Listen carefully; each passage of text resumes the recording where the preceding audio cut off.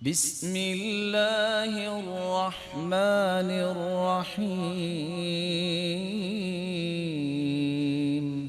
اس بات کی خبر دی کہ روزہ رکھنے والا انسان اگر کچھ کام کر لے تو اس کا روزہ ٹوٹ جائے گا۔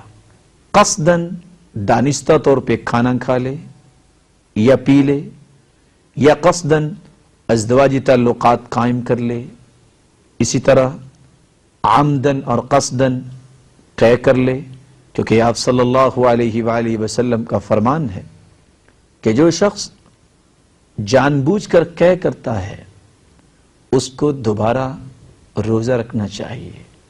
من استقاء فعلیہ القضاء، جس کو قے آ جاتی ہے اس کی قضائی نہیں، اور جو جان بوجھ کے قے کرتا ہے اس کو دوبارہ روزہ رکھنا چاہیے۔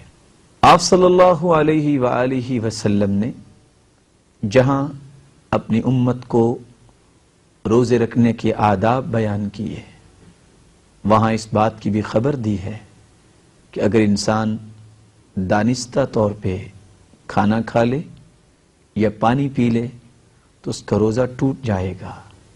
اس طرح قصداً طے کر لے یا قصداً ازدواجی تعلقات قائم کر لے، یا غذائیت کے لیے اگر انسان انجیکشن لگواتا ہے تو بھی کھانے پینے کے ہی مترادف ہے۔ اسی طرح عورت کو حیض اور نفاس کا خون آ جاتا ہے تو اس کا بھی وہ روزہ باطل ہو جائے گا۔